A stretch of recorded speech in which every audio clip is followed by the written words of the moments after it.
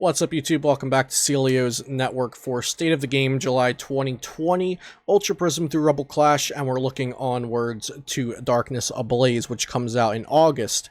In my last State of the Game video, I talked about the Ultra Prism through Cosmic Eclipse meta, the Ultra Prism through Sword and Shield, and then also talked about what I expected from Rebel Clash and kind of what I hoped would happen with Rebel Clash. And so now we've been playing Rebel Clash for a few months, so I can talk about that and also discuss how I think Darkness Ablaze might change things up, if I think it'll change things, the health of the format now, the health of the format in the future, things like that. So if you did not already watch my last State of the Game video, I will link it in the description down below. And I think that's a really good video to watch before jumping into this one.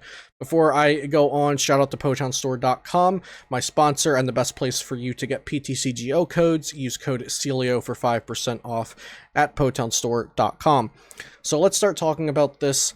The state of the game currently, I'm happier with Ultra Prism through Rebel Clash than I was with Ultra Prism through Sword and Shield. Ultra Prism through Sword and Shield felt like it was ran by ADP Zacian and decks trying to compete with ADP Zacian. Mill and ADP Z were both very strong decks, and it felt repetitive and it felt mundane. I did not enjoy it because a lot of the games were over very quickly. A lot of the games were over without a lot of skill-intensive choices. ADPZ gate-kept single prizers from being very good. Psychic Malamar was probably one of the best, if not the only single prizers that was played a lot in Ultra Prism through Sword and Shield. ADP Tomb was also played a bit, but I didn't think single prize decks, or I should say non-multiple prize decks like GX and basically ADPZ, V and GX decks were running the game, and ADPZ was best deck in format, uncontested. Mill was also good, but games didn't feel very good. If you won or lost, in my opinion, the match didn't feel very good. And Rebel Clash did change some things. So Dragapult VMAX was a big deal for Rebel Clash, bringing in a new archetype that has to evolve, which is a big thing, since we had a lot of non-evolving attackers. I think all of our attackers actually were non-evolving, aside from Obstagoon. So Dragapult VMAX, which did well right out of the gate. We expected it to do well out of the gate in the Rebel Clash format. It brought more skill into the game, in my opinion, since it is a slower deck. You have to evolve. You have to take your time a bit. And Max Phantom has a choice with it. Now, when you add a choice to anything, there's going to be skill involved, especially if it's not an obvious choice like Max Phantom is. It is not an obvious choice, I should say.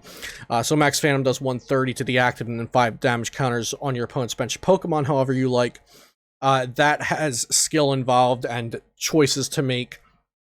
It also comes along with playing things like Galarian, Zigzagoon, and Scoop Up Net, and some deck building options, like if you want to play Dimension Breach Tina, if you want to play the Mind Report Mewtwo, if you want to play the Distortion Door Tina, which I think became more popular as the weeks went on. This was a list from Qualifier 3, from Limitless Qualifier 3. But some decks did choose to play the other Tina as well. And there's a lot that Dragapult did for skill and fun for the game, I think. So playing the deck, there's more skill involved in playing the deck than, say, playing something like Ultra Prism through Sword and Shield ADPZ. The games last a little bit longer, and there's also a lot of room for deck building creativity. If you want to play Scoop Ups, if you want to play Hammers, if you want to play Malolana, if you want to play the Guru Mewtwo, if you want to play both Tinas, the Scoop Up Block Mime, Fione, your energy counts, if you want to play the full 4 horror energies, if you want to play energy spinners for extra outs, getting your energies with Stellar Wish, if you want to play the Malamar variant, and then if you want to play extra attackers with the Malamar variant other than Dragapult. So Dragapult gave us a lot of room for deck creativity. It is an evolving deck. It's not a one-shotting deck, which makes the games a little slower. So it did a lot. It's, in my opinion, it brought in a top-tier archetype that evolves. It's fun. The deck building process can be diverse, and I thought it was really good for the game. A problem that I foresaw with it was ADPZ kind of gate-kept single prize decks from being very good, and I was happy that we were going to get evolution decks with Dragapult VMAX, like a very, very viable out of the gate evolution deck with Dragapult VMAX, if you want to consider VMAX cards evolution. But the problem I saw with it was it's just another card making single prize attackers, and evolution deck's bad since it can snipe the bench and take multiple knockouts at a single time. We did see Baby Blounds be a top tier deck for this entire format, in my opinion. Baby Blounds is a single prize deck. Of course, it has a lot of multiple prize Pokemon, but it's a single prize deck. It's a close matchup versus Dragapult VMAX, and that was able to be very successful this whole format. Obstagoon, another single prize deck and an evolution deck, although it's kind of a walling deck, and some people see it as like a cheesy deck. It's still a single prize based deck. It's still an evolution based deck, so something that I'm glad the format was able to have in it. And we also got some more diverse Pika ROM builds because of Bolt Hunt V, so I kind of enjoyed that. This was the first format I would actually consider playing Pika ROM in a very, very long time. I actually considered playing Pika ROM since it was both a strong deck and it could be built catered to the way you wanted to play it, and it could be built with a little bit more of choices involved in your playing as well, since you have even another attacker now, Bolt Hunt V, that's very strong. You can play the Tag Call engine with Malolana to counter Dragapult V, or to at least balance that matchup a tiny bit more. You play Jirachis or non-Jirachis, and within the game there's choices because of your extra attacker with Bolt Hunt V. So Pika ROM, I think, was possibly the most skill intensive, or at least more skill intensive than it was in Ultra Prism through Sword and Shield. And it was the first format, possibly in forever, that I actually enjoyed Pika ROM a little bit. If we go ahead and fast forward to the Limitless Invitational here, myself and my friend Kevin Kruger actually got first and second in the Limitless Invitational with Spirit Tomb. And this was really, really something exciting for me, not only because I did well, but to see this Spirit Tomb creation do really well. Because this was what I consider to be a very skill-intensive deck, and also a kind of a rogue creation. Spirit Tomb has been seeing some play with like ADP Tomb and Tomb Beasts and whatnot, but still it wasn't considered like meta, I would say. Definitely more on the rogue side, and it's a single prize deck. It's kind of an off-the-wall creation. This variant is called Tomb Count. That's kind of what my group that built it called it, because of the Yveltal GX. And you play the double Galarian Zigzagoon, the Cryogonal, just a lot of wacky things going on with this deck, and I was very happy to see it be able to have success in this meta, and this kind of was this was my go-to deck for this entire meta. Once I started working with Spirit Tomb after Qualifier 3 of the Limitless qualifiers, I played this for Qualifier 4 and for the Invitational, and basically whenever I was playing Pokemon, I was playing with this deck because I thought it was fun, it was skill intensive, there were a lot of choices involved. It wasn't just a put down a 300 HP Pokemon and boom, knock out your opponent kind of deck. So I was very happy that the meta had room for this kind of creativity, and for this to excel in a tournament of a lot of top tier players in this tournament. You'll see Azul was in it, Aaron Friedman, Joe Bernard from OmniPoke, Chip Ritchie, Trainer Chip, Ross Cawthon, Michael Catron. So we were playing in a pretty high caliber tournament with this rogue-ish deck and did really well with it, so I was happy that was possible. I also like Zacian Lucario Melmetal being viable again in this meta. It wasn't the most diverse meta for the Limitless Invitational, but I think it was at least somewhat healthy. So all in all, I think Rebel Clash definitely made the standard format better. Now, moving on to Darkness Ablaze, we will have a rotation following the set coming out. There's actually going to be a tournament that I'll make another video talking about with Ultra Prism through Darkness Ablaze, but for the most part, we're going to be focusing on Team Up On. So Team Up through Darkness Ablaze once the set comes out. More viable VMAX Pokemon, and there is a power creep happening here. So Eternatus VMAX is like the big new card out of the set. 340 HP. It evolves once. It's basically, you can think of VMAX Pokemon as stage 1s. So it evolves on top of the V, worth 3 prizes, but it's 340 HP.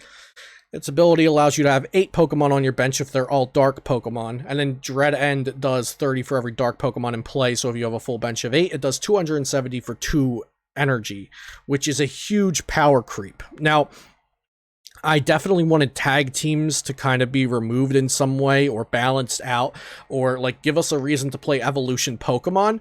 And I want to think that the development team in Japan wants the same thing. Like, I hope that they want the same thing. They're still selling they're still selling us new flashy cards. Like, that's what they need to do, or at least in their opinion, that's what they need to do. They want to make big, impressive cards to sell the product and make the game like explosive and fun. But I do think it looks like they want the same thing. They realized, in my opinion, that Pikarom was really strong, and then ADP is just a monster. So they're making these new VMAXs that cannot one-shot each other naturally. Like, an Eternatus VMAX cannot one-shot an Eternatus VMAX unless you have, like, 4 Zigzagoons and 3 Scoop-Up Nets, or some combination of that. Or like Zigzagoon, Obstagoon. You need some crazy stuff to one-shot, basically. It's not natural or like pseudo-natural for the cards to one-shot each other, which is very nice. They are doing 270 damage, though, which is really pushing out the tag teams. Now, I'm all for, like I said, I'm all for pushing out tag teams because I don't think big basics have ever been healthy for the game. But I think 270 for 2 energy might be pushing it. Even if they made it like 240 max or 210 maximum damage, they'd still be two-shotting each other. But the thing with 270 is a Pikarom, even with a big charm, is still getting one shot. And a lone Raichu is getting one shot. Bolton V doesn't even stand a chance. So they're really pushing out, and not just Pikarom, Mewtwo gets one shot, Reshizar gets one shot. Most of the tag teams are getting one shot by a full powered Eternatus VMAX. And so I respect that they are acknowledging, or at least in my opinion, they're acknowledging the tag teams were overboard, or that they have to do something like this to power creep the tag teams out. And I'm happy they're not just making like more powerful tag teams, essentially. I've talked about this a lot ever since the Vs and the VMAXs were released, that for the most part, the Vs aren't doing incredible things, so they look a little bit underpowered compared to the tag team GXs we've gotten recently.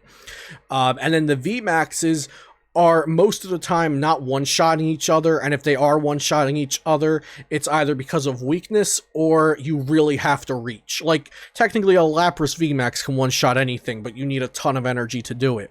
Technically, like I said, an Eternatus VMAX could one-shot, but you need like Galarian Obstagoons or like Quad Zigzagoon triple Scoop-Up Net. So it's not happening naturally, and it's not happening easily, the one-shots, which I think is good. But they're really pushing hard to push out the older cards, which I don't like seeing.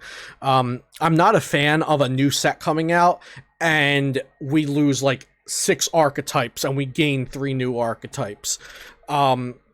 Especially if it's archetypes that were just released. So here where we're going with is Dragapult VMAX. Dragapult VMAX came out in Rebel Clash. It was the big new deck out of the set. I would argue that Dragapult VMAX was the best deck in format for, or still is, for Ultra Prism through Rebel Clash, since it is the deck that the meta centralized around. I don't think it's the best play for every tournament. Arguably, it might not have the best matchup spreads, but it's the deck that the meta formed around. I think it's the overall best deck in format, or at least in competition to be one of the best decks in format. And Eternatus VMAX is completely pushing Dragapult VMAX out, in addition to rotation. But the Japanese online nationals that I covered a lot so far on this channel, if you haven't seen that content, it's fairly new on the channel. I might link 1 or 2 of the videos down below for reference. But I believe in their day 1 of 200 plus players, there were either 0 Dragapult VMAX or close to 0 Dragapult VMAX, and none of them made top 16. The pie chart, like the distribution of decks for day one was in Japanese, but I did watch another content creator talk about it, and he said that it looked like there were 0 Dragapult VMAX in day one. So for a deck to go from one of the top 3 decks, one of the most popular decks, one of the newest archetypes, and then the next set comes out and it's completely off the map is something I dislike. And something that, in my opinion, doesn't happen too often in Pokemon. And I see it happen in other card games like Yu-Gi-Oh! I've never played Yu-Gi-Oh! Myself personally, but a complaint I've seen and heard from people is that every time a new set comes out, they have to reinvest in all of their decks and just buy like 3 new decks, and their old decks are gone and worthless. And I don't like seeing that happen in Pokemon. I've thought that Pokemon was pretty healthy and that doesn't happen in recent sets too often. That even if a new card comes out that's good against your deck can adjust and still be good, or at least make up for it with other matchups. But if like 20+% of the field is going to be Eternatus VMAX, how do you reasonably play Dragapult VMAX? And it's just for typing, really. Like, if Dragapult VMAX wasn't weak to Eternatus VMAX, then I think you could be fine. But that's something else I don't really enjoy, like seeing the dark type pushed so heavily with this new set, titled Darkness Ablaze, of course, right after our best card from the previous set was Dragapult VMAX. It's also a little bit weird because of the pandemic. We didn't get to play IRL tournaments with Dragapult VMAX, so that card potentially might never get a chance to really shine in real-life tournaments. I realized that my camera froze at some point here, so we're just going to go ahead and fix that. There we go. Sorry about that. So yeah, like I was saying, I don't enjoy that Eternatus VMAX might push Dragapult VMAX completely out. But I do like where they're going. It seems that they realized their initial VMAXs and Sword and Shield base were not strong enough. That Zacian V just ended up being stronger than all the VMAXs, which was not good. They probably didn't plan that. And Zamazenta VMAX is not enough to... Zamazenta VMAX is not a good enough card to contest how good Zacian V is. I don't know if they wanted Zamazenta VMAX to be a very powerful card right off the bat. I think it gets better with every set, but it will never be as good as Zacian V. But I'm getting a little bit off topic here. So I like what they're doing with VMAXs overall. I don't like pushing out an entire archetype the next set, though. Another new card is Centiskorch VMAX. I really, really love this card because deck building and play and like strategy wise, there's choices to make with this, which I talked about is something I always like. It's pretty bulky with 320 HP. It has an attack that doesn't necessarily need a welder in the first couple turns to use. You can just attach. It has self-acceleration that's balanced and doesn't immediately add damage to the attack. And it doesn't one-shot early. Like, you probably won't be one-shotting another VMAX on, like, turn 2 with this. Of course, you can probably high roll into it, but I think naturally you'll be two-shotting a lot of the time. And if you do go for a massively built-up Centiskorch VMAX with, like, 6+ energy on it, you're building up just one Centiskorch VMAX with a lot of energy, a lot of dedication to one card, and then if it's knocked out back, then you might be on the back burner because you can't immediately set up another 6 energy plus Centiskorch VMAX. So I like how this card's built. I think it's incredibly balanced, but I also think it's going to be a very strong card. Assuming we do get this in Darkness Ablaze. I know there's been some concern about that, but assuming we do get this in Darkness Ablaze, we don't have a full set list for it yet. I do think this is a balanced card. Even if we get it the next set, still balanced card. So I'm really, really excited about their design for Centiskorch VMAX. I thought that was really great. Another card is Decidueye, a non-VMAX evolution Pokemon that I think could actually be a part of our meta. So I think Obstagoon is getting pushed out, and it might be more of like a damage support thing than a walling with Obstruct. But Decidueye might be the new like wallish stage 2 Pokemon of our meta.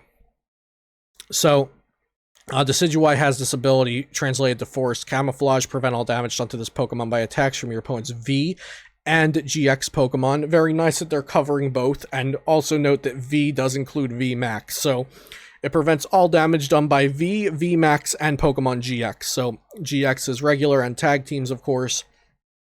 It does not prevent damage counters and effects, so that's something that can get around it. I think it's probably healthy to have things like that can get around it, but also Decidueye would be like better, obviously better if it also prevented effects, but I think it's fine that it does not, and it's potentially just healthier long term that it does not prevent effects as well as damage. And then it has a solid attack, split arrow, 90, and does 20 to 2 of your opponent's bench Pokemon. So I do think Decidueye will see play. I think it'll be at least decently well, probably just sit around the tier 2, be a better meta call for some tournaments and metagames than others, depending on if other people are countering it. But it's a strong card. It's really nice design-wise. Like I said, the ability is healthy yet powerful and can punish people that don't tech against it. And I like this. So I think the developers, the card designers, whatever you want to call them, are doing a better job in my eyes. I mean, they don't care about my opinion. I'm just a person here complaining about Pokemon cards on the internet. But I think they're doing a really nice job with the VMAXs and Decidueye and some of the card design that I've been seeing coming out of the new sets. As opposed to, you know, tag teams, which tag teams ruined the game, pretty much. If you watch my last State of the Game video, like I said, I talked about tag teams a good bit in that one. But yeah, VMAX is so much better than tag teams. I would still like us to be in, you know, playing in 2007 or something like that, where everything was evolving. Not everything was multiple prize cards, but obviously we're a long way away from that. We've the game has evolved and progressed and degressed, and new cards and new mechanics and everything. But that's kind of where I think we are. I think Rebel Clash was a lot better than Sword and Shield. Like the Ultra Prism through Rebel Clash standard format was better than the Ultra Prism through Sword and Shield standard format. We're still a long ways away from where I'd like to be, but it's better. The game was more fun. I'm having fun testing for Darkness Ablaze and the post-rotation standard. Like I said, there's also going to be a tournament for pre-rotation standard with Darkness Ablaze. I'll make another video talking about that. I'm not sure if that video would be up before or after this one, but either way, they'll probably be uploaded like within a day of each other, if that. Hope you enjoyed this video. Let me know what you think about the state of this current standard format and where you think we're going with Darkness Ablaze, if we are getting a healthier, more fun, more balanced game, or if we're just going right back off the train tracks again. So yeah, subscribe to the channel if you have not already and you want to see more content like this in the future. Leave a like on the video if you enjoyed it. Check out PotownStore.com for all of your PTCGO needs, and I'll see you next time here on Celio's Network.